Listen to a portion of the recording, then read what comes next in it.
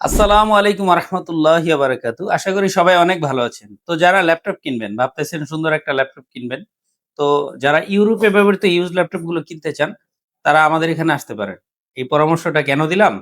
কারণ আমরা কিন্তু ১৫ দিনের রিপ্লেসমেন্ট এর পাশাপাশি ইউরোপে ব্যবহৃত এই ল্যাপটপ গুলোতে ৬ মাসের মাদারবোর্ডের ওয়ারেন্টি দেই। আর এজন্য আমরাও চেষ্টা করেছি আলহামদুলিল্লাহ একটু ফ্রেশ ল্যাপটপ রাখার জন্য। তো ফ্রেশ বলতে কি? মানে একটা ভিডিওতে দেখায় দিলাম যে এটা অনেক সুন্দর ফ্রেশ। এটাই কিন্তু শেষ না। কারণ এই ল্যাপটপটা যে আপনি কিনবেন এর তো কোনো নিশ্চয়তা নেই। তো আমি বলব যে ৬ মাসের বোর্ড ওয়ারেন্টি যেহেতু দিচ্ছি, আপনার চেয়ে বেশি গরজ হচ্ছে আমাদের ভালো ডিভাইসটা আপনাকে দেওয়ার। কারণ ৬ মাসের মধ্যে যদি এরকম একটা G8 ল্যাপটপের মাদারবোর্ড প্রবলেম হয়, প্রায় ২৫ থেকে ৳৩৫,০০০ একটা মাদারবোর্ডের দাম। তো একটা ল্যাপটপ বিক্রি করলে তো আর 50% লাভ হয় না ভাইয়া। তো এইজন্য বলব, আমরাও কিন্তু একটু ভালো ডিভাইস রাখার চেষ্টা করছি। আপনাদের জন্য। যাতে এটাতে নিশ্চিন্তে আমরাও ওয়ারেন্টি প্রোভাইড করতে পারি এবং আপনারাও নতুন কন্ডিশনের ল্যাপটপগুলো পেয়ে যান। আর এখানে কিন্তু অনেক ধরনের কোয়ালিটির ল্যাপটপ হয়। আসলে নতুন যেকোনো জিনিস পৃথিবীর যেকোনো দেশে একই প্রাইসে হয়।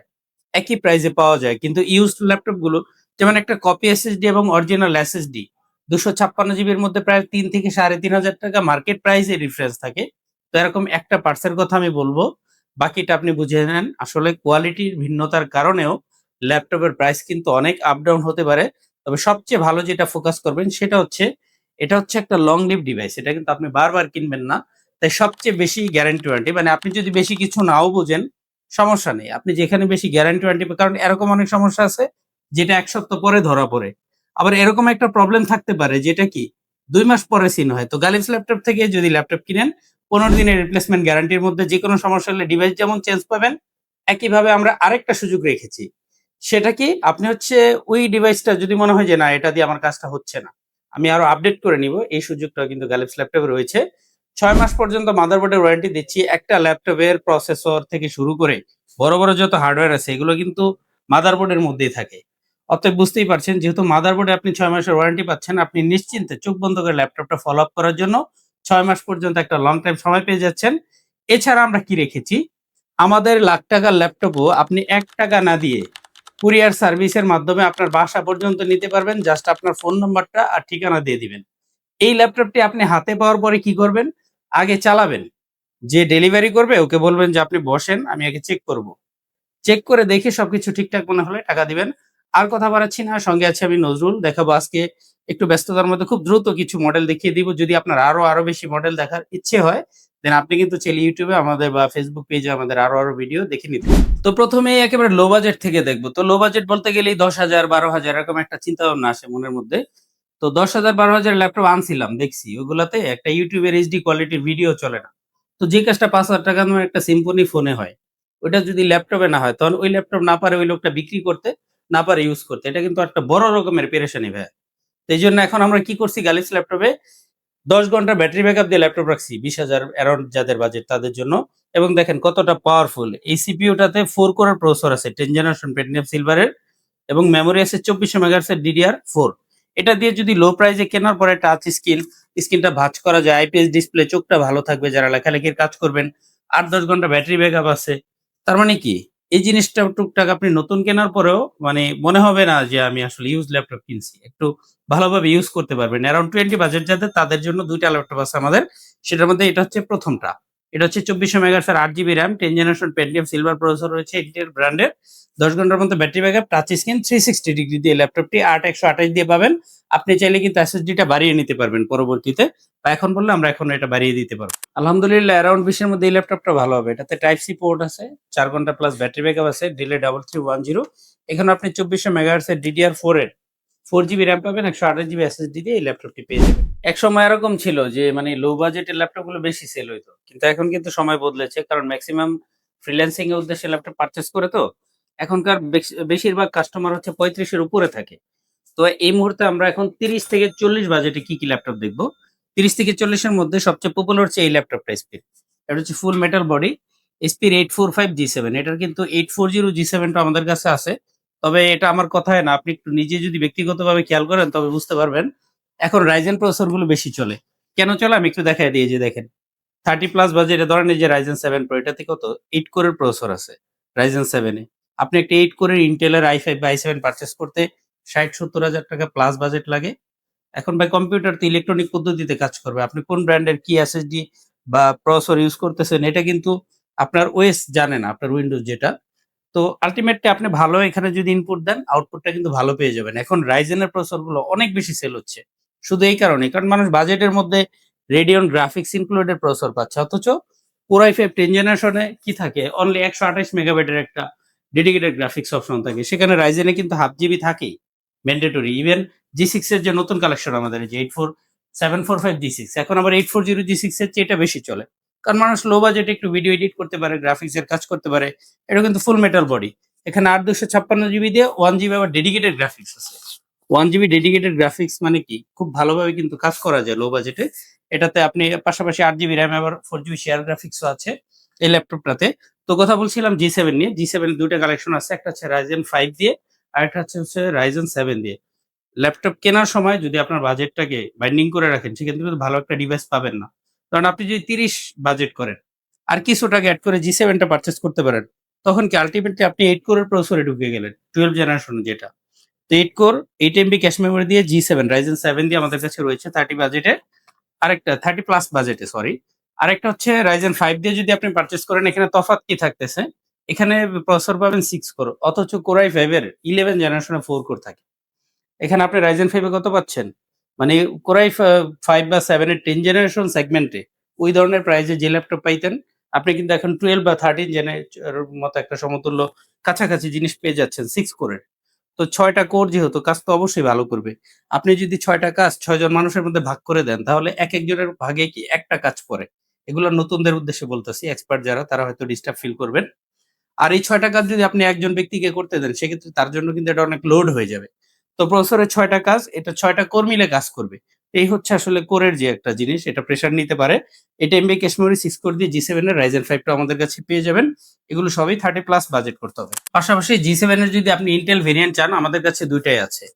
এটার হচ্ছে Core i5 ও আছে, Core i7 ও আছে 10 জেনারেশন, এবং টাচ স্ক্রিন ভেরিয়েন্টও রয়েছে, নন টাচও আছে। আপনি যে ২ টাই কিন্তু আমাদের কাছ থেকে কালেক্ট করতে পারবেন। আসলে আপনার বাজেটে কি জিনিস দরকার সেটা কিন্তু ভাই আমি জানি না। তো আপনি যোগাযোগ করতে পারেন, কারণ আমরা তো গ্যারান্টি ওয়ারেন্টিটা ভালো দিচ্ছি। আর আমাদের ল্যাপটপ আপনি পছন্দ হওয়া মাত্র নাম ঠিকানা দিয়ে দিলে আপনার বাসায় চলে যাবে। আগে চেক করবেন, পরে টাকা দিবেন। আর যদি মনে হয় না যে দোকানে আসবেন, সপ্তাহে ৭ দিনই খোলা আছে। গ্যালাক্সি ল্যাপটপটা হচ্ছে উত্তরাতে ১২ নাম্বার সেক্টরে।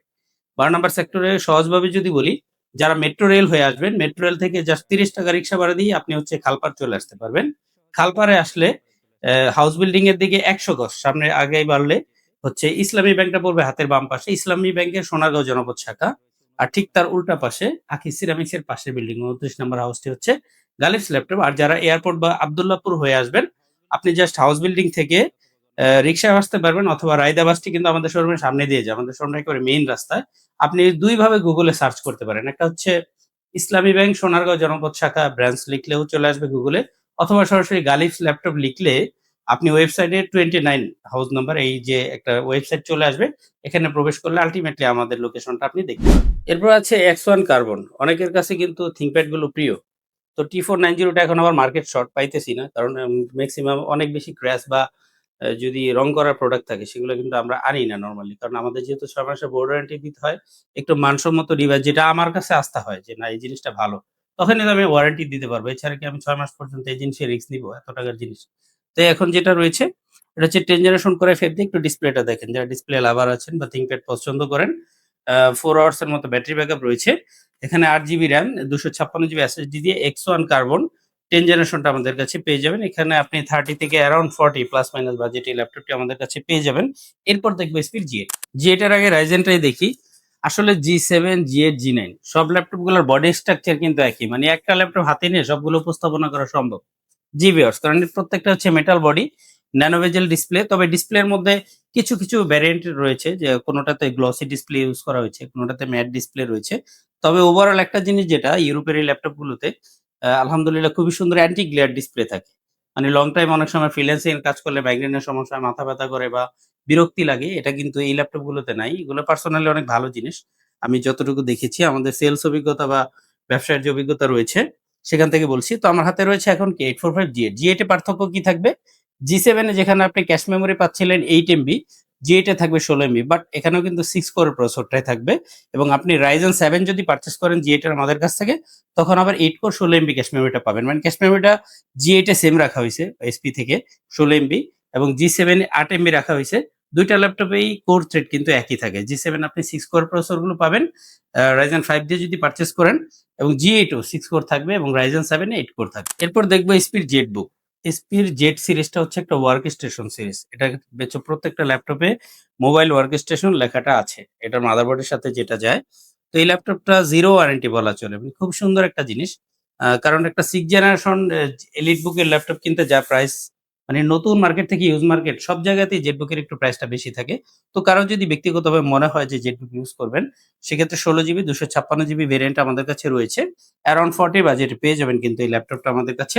16 জিবি 256 জিবি Core i5 এর 10 জেনারেশন দিয়ে রয়েছে G7 Firefly। 16 জিবি 256 জিবির ২ টা সুন্দর ল্যাপটপ দেখবো এখন।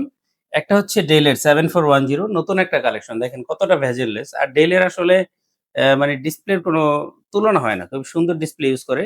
নরমালি সারফেস, ডেল এবং থিংকপ্যাড এই ল্যাপটপের ডিসপ্লেগুলো একটু ভিন্ন রকম হয় যেকোনো ল্যাপটপ থেকে।